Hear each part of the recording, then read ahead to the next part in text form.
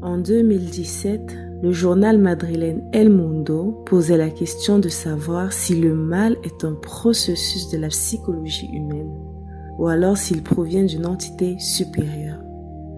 Question à laquelle le supérieur général des Jésuites, le Vénézuélien Arturo Sosa, répond. De mon point de vue, le mal fait partie du mystère de la liberté. Si l'être humain est libre, il peut choisir entre le bien et le mal. Nous avons des figures symboliques comme le diable pour exprimer le mal. Pour Arturo Sosa, il faut considérer Satan comme un simple symbole, une sorte de métaphore du mal qui est en chaque homme, et non une créature comme on l'enseigne pourtant dans le catéchisme universel. Point de vue que contredit fermement celui du pape François, qui dans une de ses méditations affirmait « À cette génération et tant d'autres, on a fait croire que le diable est un mythe, une image, une idée, l'idée du mal. Mais le diable existe et nous devons lutter contre lui. C'est ce que dit Saint Paul, ce n'est pas moi qui le dis, la parole de Dieu le dit. » Salut à vous tous et bienvenue pour cette nouvelle vidéo. Comme vous l'avez sans doute compris, on parlera aujourd'hui du diable, ou encore Satan, ou encore tous les noms que nous lui donnons. Et ce thème sera divisé en 2 vidéos. Alors le diable, qui est-ce? Ou encore qu'est-ce que c'est? Est-ce un mythe ou une réalité? C'est ce que nous allons essayer de découvrir en parcourant cet exposé que je m'en vais vous lire. Mais avant, n'oubliez pas de vous abonner, liker, cliquer sur la cloche de notification et commenter. Nommé dans différentes religions sous les patronymes de l'adversaire, Belzébuth, Iblis ou Shaitan, Lucifer, le malin, le cornu, Azazel, Astaroth et bien d'autres, le diable vient du latin diabolus et du grec diabolos qui veut dire celui qui divise, le trompeur ou encore le calomniateur. En gros, il est la représentation de l'esprit du mal. Nous vivons dans une réalité où la dualité du bien et du mal régit à tous les niveaux.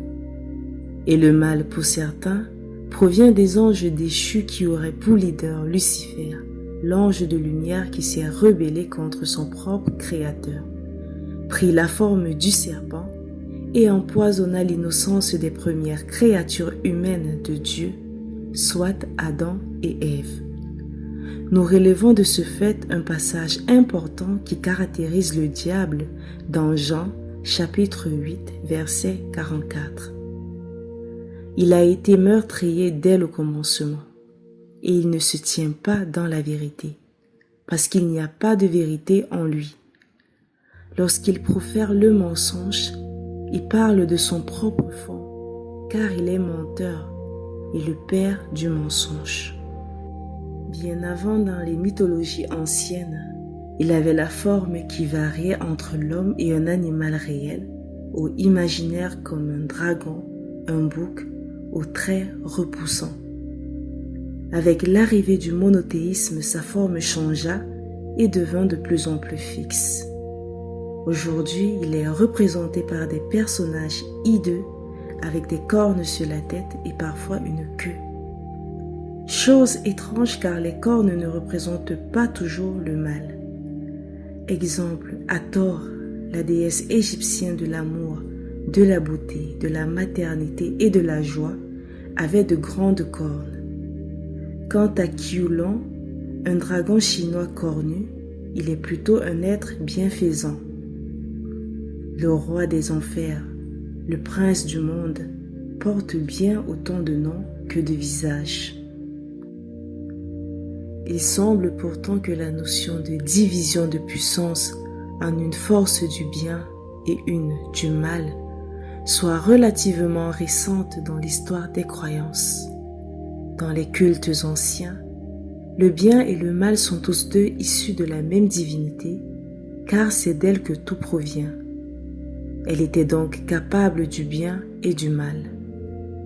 En Égypte, par exemple, la déesse Sekhmet, à la tête de lion, détruisit l'humanité sur ordre de Ré, dieu solaire égyptien, mais était aussi vénéré pour son pouvoir de protection et de guérison. Dans ces religions primitives, chaque clan ou tribu possédait son dieu avec tous ses attributs, c'est-à-dire bien et mal. En Mésopotamie, dans l'épopée de Gilgamesh, Uwawa ou encore Umbaba dans la mythologie mésopotamienne est le personnage diabolique. Ce géant monstrueux garde la forêt de cèdre dans laquelle Gilgamesh veut couper le bois qui manque à son peuple. Gilgamesh ôte la vie au monstre, mais n'en retire aucune gloire, et se voit au contraire puni par Enlil, seigneur du ciel et roi des dieux.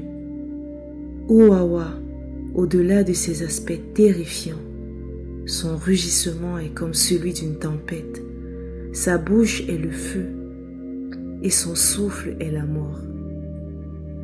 Uwawa représente en effet une force naturelle au caractère sacré. Chez les Perses, il existait deux dieux, existant par deux entités, Ahura Mazda, dieu de la lumière et de l'ordre, et Ahriman ou Angra Mainyu, dieu des ténèbres et des forces destructrices. Ahura avait le rôle du juge ultime. Laissant les démons tenter l'humanité, il n'intervient qu'en dernier recours pour empêcher la victoire du mal. En Égypte, la déesse Maat pèse le cœur des morts à l'aide de la plume de la vérité. Si l'homme avait des choses à se reprocher, alors le cœur était plus lourd que la plume, et le cœur du condamné finissait avalé par un hamite, qui est un démon femelle, mélangeant hippopotame, lion et crocodile, et se retrouvait selon les croyances dans le néant où, selon certaines versions, il était battu pour l'éternité par 9 démons hommes à tête de chacal, armés de couteaux, l'équivalent des diables de l'enfer dans les traditions chrétiennes. Anubis, souvent considéré à tort comme le diable égyptien, n'avait d'autre rôle que de guider les morts et de veiller sur la nécropole où étaient admis les gens jugés dignes d'y rester. Pour les peuples de Basse-Égypte, Seth était un dieu bienveillant, rôle occupé par Horus et Osiris en Haute-Égypte. Lors de l'unification de la Haute et de la Basse-Égypte, Horus et Seth devinrent dans un premier temps frères et furent vénérés comme un dieu bifide Hapi. Puis, le temps aidant, Seth fut considéré comme inférieur à Horus pour finalement personnifier la source de tout mal, le Satan de l'ancien Égypte. On trouve un point de vue intéressant sur la confrontation d'Horus et de Seth dans la magie d'Enoch, en particulier dans la 4e partie. Iramash y avance l'idée que Seth était le dieu de la volonté, représentant l'époque matriarcale de l'humanité, tandis qu'Horus était le dieu de l'amour, représentant l'époque patriarcale qui aurait suivi. Horus aurait, selon cet auteur, évincé Seth pour installer un règne de puissance, prétextant l'amour pour se détourner de la sexualité et des forces de la terre. Seth est alors requalifié en diable par Horus le vainqueur, et par conséquent, tout ce qui est féminin sera désormais considéré comme au mieux inférieur, au pire diabolique. C'est la fin de cette première partie sur le thème du diable. Si cette vidéo vous a plu, likez, commentez et surtout abonnez-vous si ce n'est pas encore fait. Merci et à bientôt.